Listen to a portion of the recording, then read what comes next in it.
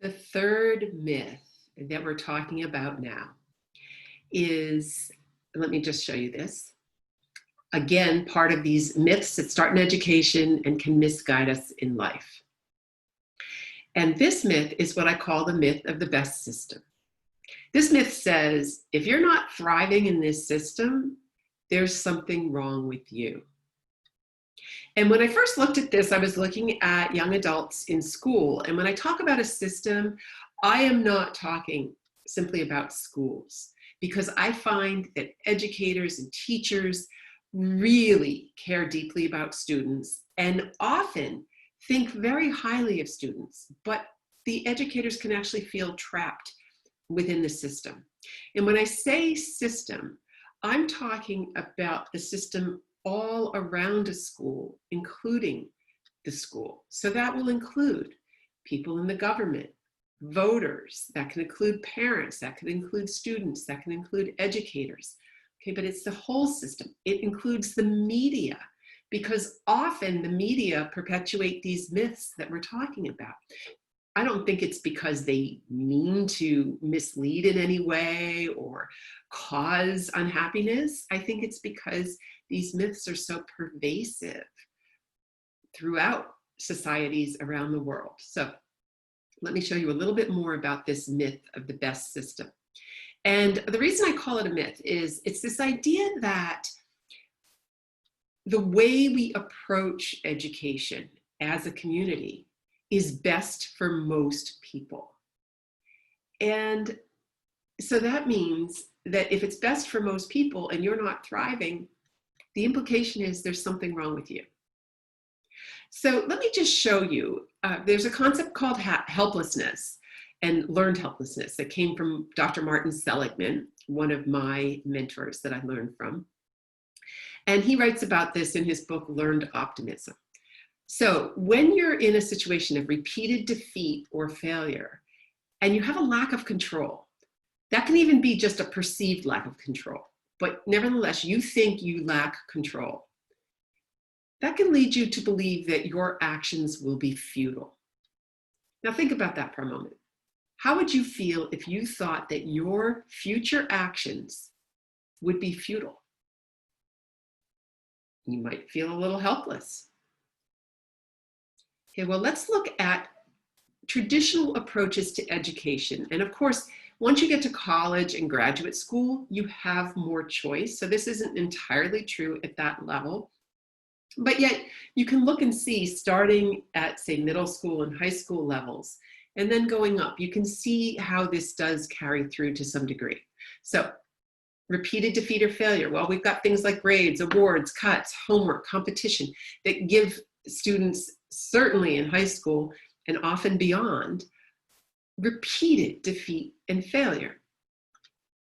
You've got, in terms of lack of control, you get more control as you get to the college and graduate school level in terms of what you study. But you may still lack some control in those areas. And certainly at younger ages, lack of control over what to learn, who to learn it from, how to learn it, where or when. And then, as I said, when you combine those two things, the defeat and the lack of control, that can lead you to believe that your actions will be futile. The question becomes how you explain events to yourself. So there's an optimistic way of explaining them and a pessimistic way of explaining them. And what I found in my research is that we actually often teach young adults, and adults as well, ways of explaining events that cause depression. So one of the questions in terms of how do you explain events to yourself is this me? Is it something wrong with me? Or are there a lot of other factors here that really have nothing to do with me?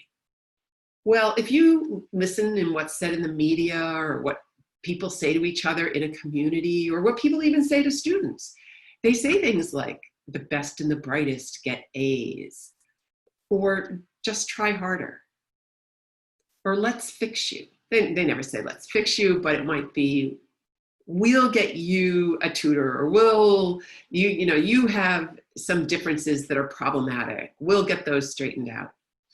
And by the way, I am not opposed to tutors. I think they can be very valuable, but it's the messages that we're talking about here. What is the message? And if you think about a student trying really hard and then somebody says the best and the brightest get A's or just try harder, what's that student likely to think to him or herself or their self? Right? Maybe there's something wrong with me. Okay, the second question is it permanent? Like, is it always happening? Is it always going to happen? Well, one of the messages that I find that students often get throughout their school years is the message that how you do now is going to affect you for the rest of your life. That's pretty much always. So this is always going to affect you. And then it's also, school is a huge part of a student's life. So it can feel like these defeats and failures and everything that's going on is always happening. The third question in how you explain events to yourself is it pervasive? Meaning, is it everywhere in my life or just this one little thing? Well, when you get to higher levels of education, school is a huge part of your waking hours. So there aren't a lot of other areas of your life to be thinking about when you're explaining why did a bad event in school happen.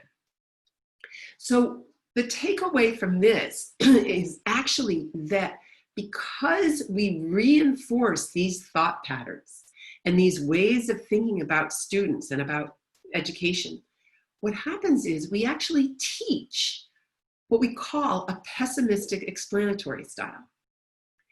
And when you combine that pessimistic explanatory style with helplessness, which I showed you on the prior slide, here, okay, when you combine those two, okay, that is the definition of depression. And again, this is something Dr. Martin Seligman has written extensively about and researched. So now I might have you all depressed, and the question becomes, well, what do you do about this? And one of the things you can do is begin questioning your assumptions. Examine your beliefs. Do you believe these myths? Have you been taught these myths? Would you like to change the way you think about this? And you know, as adults, one of the things that can happen, the way this can carry forward is we start saying things to ourselves like, well, if I'm not thriving in this system, there's something wrong with me. And of course, not all adults are saying that, but that's the implication. You know, if I'm not getting the top job ratings, or if you're not getting the top job ratings, there's something wrong with you. So the great news is we can use resilient thinking skills. We can use positive emotion skills. We can use optimistic skills to change the way we think. And when we change the way we think, we change the effects of these myths. So I'm going to pause this here.